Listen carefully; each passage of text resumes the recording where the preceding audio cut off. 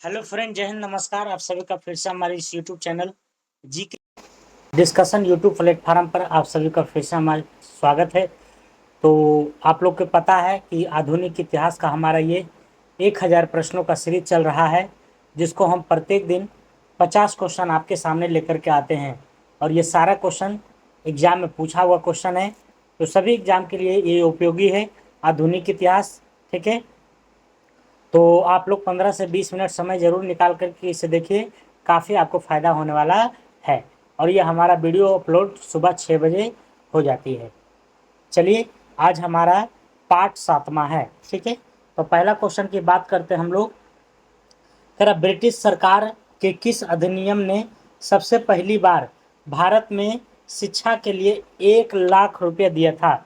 मतलब शिक्षा के लिए 1 लाख रुपया दिया था कि शिक्षा को विकसित करो। तो ये था आपको चार्टर अधिनियम 1813। कौन था? तो चार्टर अधिनियम 1813। ठीक है, चलते हैं अगला प्रश्न पर। कह रहा कि चार्ल्स चार्ल्स वुड का आदेश पत्र निम्नलिखित में से किससे संबंध था? तो चार्ल्स वुड का एक आदेश पत्र था, जिसका संबंध जो है किससे था? तो उसका संबंध शिक्षा से था। किससे था? शिक्षा से था। ठीक है, तो ये सब क्वेश्चन आपको काफ़ी बार पूछा जाता है।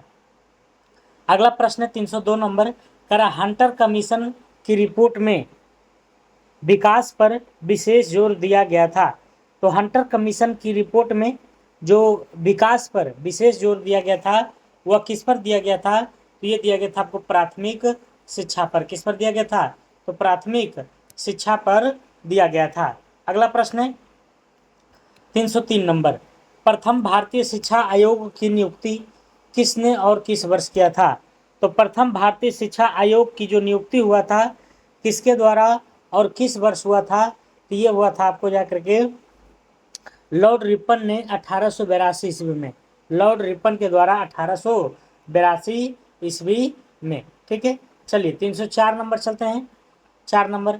करें नेशनल काउंसिल ऑफ एजुकेशन की स्थापना कब हुई थी? तो नेशनल काउंसिल ऑफ एजुकेशन की अगर हम बात करते हैं, तो इसकी स्थापना हुआ था 15 अगस्त 1906 ईस्वी में। 15 अगस्त 1906 ईस्वी में। ठीक है, अगला सैडलर आयोग संबंधित था। तो सैडलर आयोग की अगर हम बात करते हैं, तो ये किससे संबंधित था? क्या न्यायपालिका से, शिक्षा से, राजस्व प्रशासन से या पुलिस प्रशासन से? तो सैडलर आयोग की बात करते हैं तो ये न्यायपालिका से संबंधित था। किससे संबंधित था? न्यायपालिका से संबंधित था। कर शिक्षा में सुधार हेतु ब्रिटिश सरकार ने सैडलर विश्वविद्यालय आयोग कब नियुक्त किया था? तो शिक्षा में सुधार हेतु ब्रिटिश सरकार ने सैडलर विश्वविद्यालय आयोग की जो नियुक्ति हुई थी, वो आपको कब हुई थी ये बताना है। तो ये हुई थी आपको 1917 में, 1917 ईस्वी में। 1917 ईस्वी में। ठीक है, अगला है 1902 ईस्वी में लॉर्ड कर्जन ने 2 भारतीय सदस्यों को सम्मिलित करते हुए एक विश्वविद्यालय आयोग गठित किया था। वह कौन थे? तो वो 2 भारतीय का नाम पूछ रहे हैं कि 1902 ईस्वी में लॉर्ड कर्जन ने 2 भारतीय सदस्यों को सम्मिलित करते हुए एक विश्वविद्यालय आयोग का गठन किया था। तो उसमें जो सम्मिलित था वो कौन था? उसका नाम पूछा जा रहा है। ठीक है, तो उसका नाम था आपको सैयद हुसैन बिलग्रामी और न्यायमूर्ति गुरुदास बनर्जी, यानी कि D number is the right answer हो जाएगा। ठीक है, अगला है लॉर्ड मैकाले संबंधित है। तो लॉर्ड मैकाले की अगर हम बात करते हैं, तो क्या सेना के सुधार से, सती प्रथा की समाप्ति से, अस्थायी बंदोबस्त या तो फिर अंग्रेजी शिक्षा से? तो आपको पता ही है कि ये अंग्रेजी शिक्षा से संबंधित है, लॉर्ड मैकाले। भारत के औपनिवेशिक काम में अधोमुखी निस्यंदन सिद्धांत किस क्षेत्र से संबंधित था? तो किस क्षेत्र से संबंधित था? तो ये शिक्षा से था। किससे था? शिक्षा से। ठीक है, तो भारत में औपनिवेशिक काम में अधोमुखी निस्यंदन सिद्धांत किस क्षेत्र से संबंधित था? तो किससे था? तो शिक्षा से था। ठीक है, अगला प्रश्न है भारत में की शैक्षणिक नीति में फिल्ट्रेशन थ्योरी के प्रतिपादक कौन थे? तो भारत की शैक्षणिक नीति में फिल्ट्रेशन थ्योरी के जो प्रतिपादक थे, वो कोई और नहीं बल्कि लॉर्ड मैकाले थे। कौन थे? Lord Macaulay. Lord Macaulay. ठीक है, अगला प्रश्न है भारत में आधुनिक शिक्षा प्रणाली की नींव किससे पड़ी थी? तो भारत में आधुनिक शिक्षा प्रणाली की जो नींव पड़ी है वह किससे पड़ी थी? तो ये पड़ी थी आपको 1835 के मैकाले स्मरण पत्र से। ठीक है, तो भारत में आधुनिक शिक्षा प्रणाली की नींव पड़ी थी 1835 के मैकाले के स्मरण पत्र से। भारत में प्रथम 3 विश्वविद्यालय कोलकाता, मद्रास एवं मुंबई की स्थापना किस वर्ष हुई थी? तो सबसे पहले 3 विश्वविद्यालय की स्थापना हुआ था कलकत्ता, मद्रास और बम्बई। तो ये हुआ था 1857 ईस्वी में। कब हुआ था? 1857 में। कराय किसके सतत प्रयास से मुंबई में प्रथम महिला विश्वविद्यालय की स्थापना हुई? तो किसके सतत प्रयास से, किसके मतलब लगातार प्रयास से मुंबई में प्रथम महिला विश्वविद्यालय की स्थापना हुआ था? तो इसकी बात करते हैं हम लोग, तो ये हुआ था रमाबाई के प्रयास से, रमाबाई के प्रयास से। ठीक है, अगला प्रश्न है, डेक्कन एजुकेशन सोसाइटी की स्थापना से कौन संबंधित है?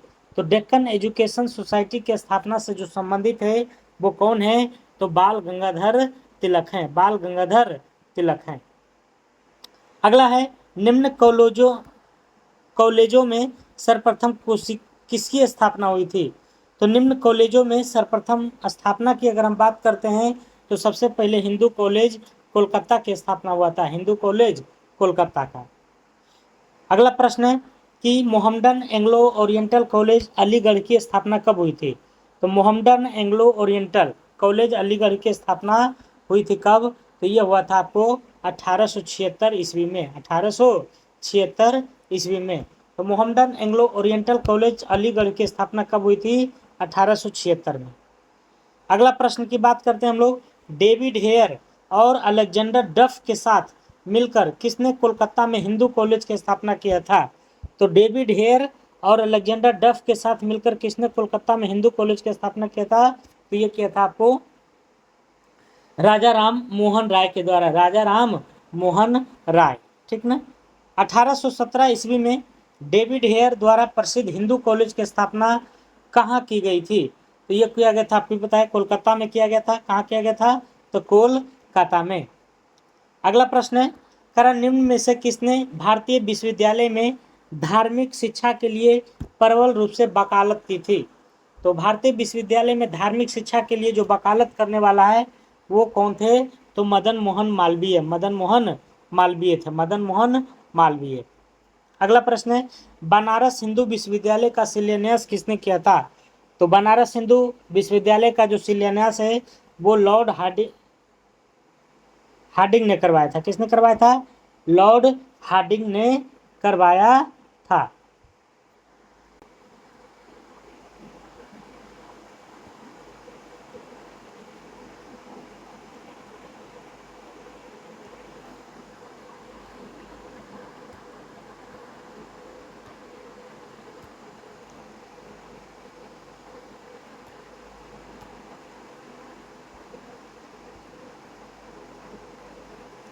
चलिए अगला प्रश्न चलते हैं, करा कि निम्न में से किसे सर्वप्रथम केंद्रीय विश्वविद्यालय घोषित किया गया था?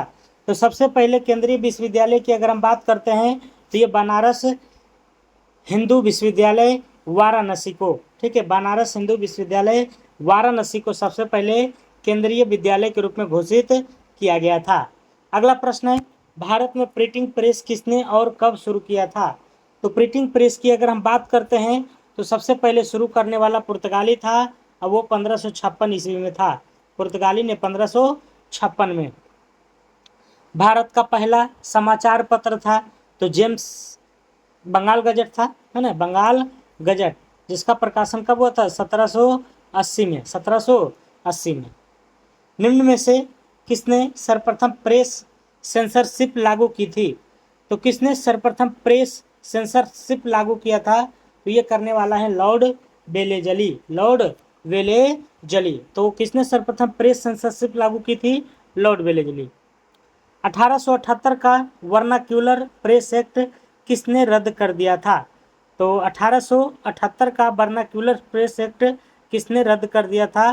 तो ये रद्द करने वाला कोई और नहीं बल्कि लॉर्ड रिपन थे, लॉर्ड रिपन थे। ठीक है, अगला प्रश्न चलें, कारण निम्नलिखित में से किसने वर्नाक्यूलर प्रेस एक्ट का शुरू किया था? तो वर्नाक्यूलर प्रेस एक्ट शुरू करने वाला है वो कौन था?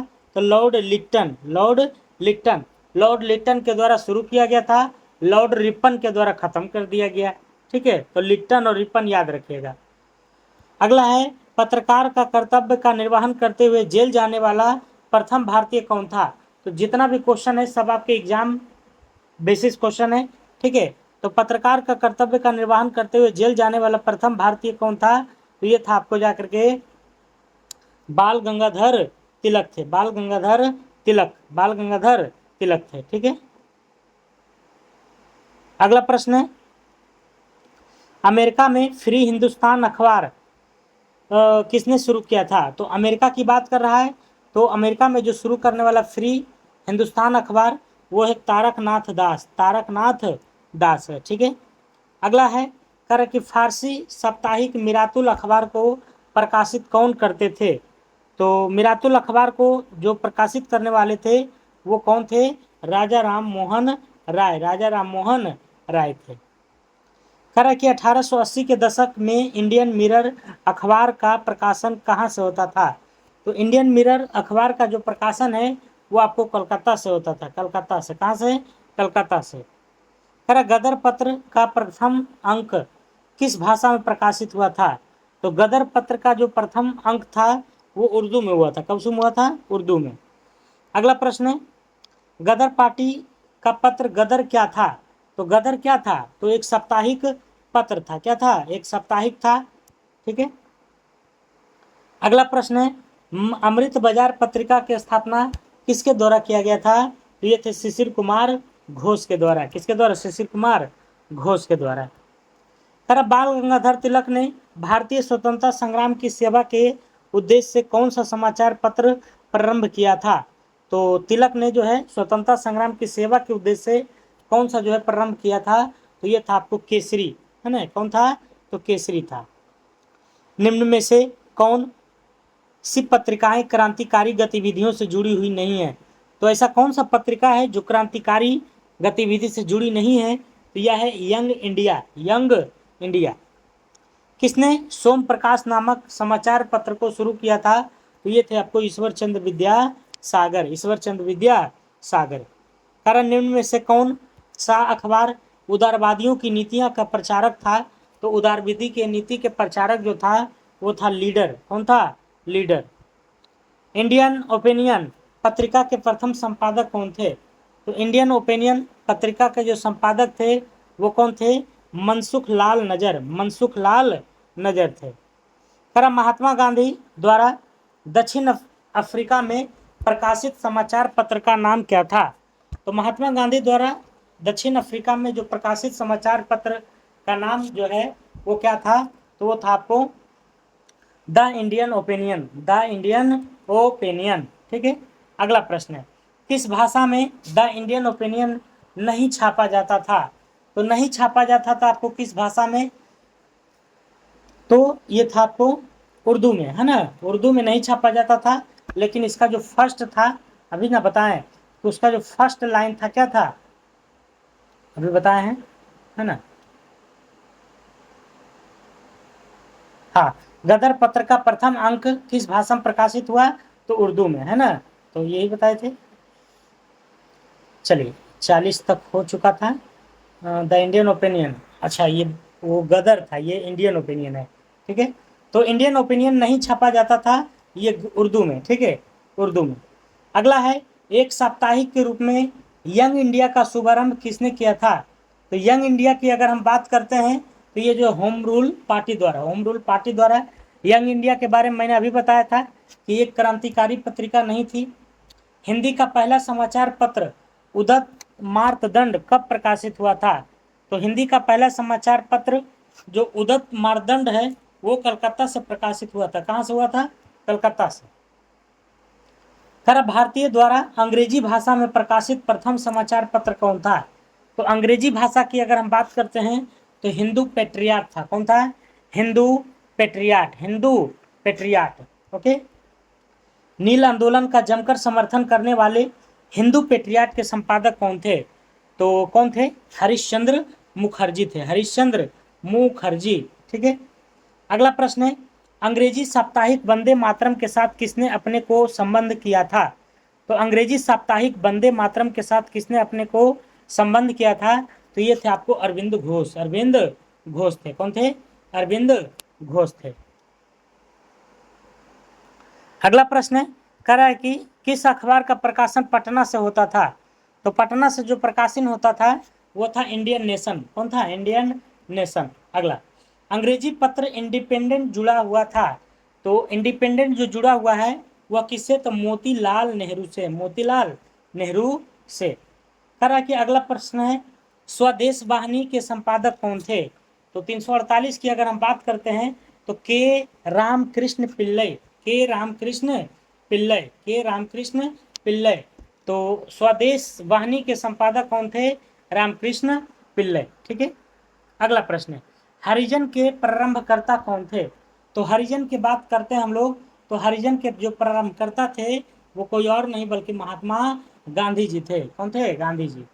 मराठी पाक्षिक बहिष्कृत भारत किसने आरंभ किया? पाक्षिक मतलब जो 15 दिन में निकलता है। ठीक है, तो मराठी पाक्षिक बहिष्कृत भारत, बहिष्कृत भारत जो निकलता था वो किसके द्वारा? तो भीमराव अंबेडकर के द्वारा। ठीक है, चलिए, तो आज का हमारा 50 क्वेश्चन था, ये समाप्त हो चुका है। तो क्लास आपको कैसा लगा जरूर बताइएगा कमेंट बॉक्स में। ठीक है, ये हमारा प्रतिदिन 6 बजे सुबह अपलोडिंग होता है। ठीक है, तब तक के लिए आप अपना ध्यान रखिए। फिर हम कल मिलते हैं आपसे 6 बजे सुबह 50 क्वेश्चन के साथ।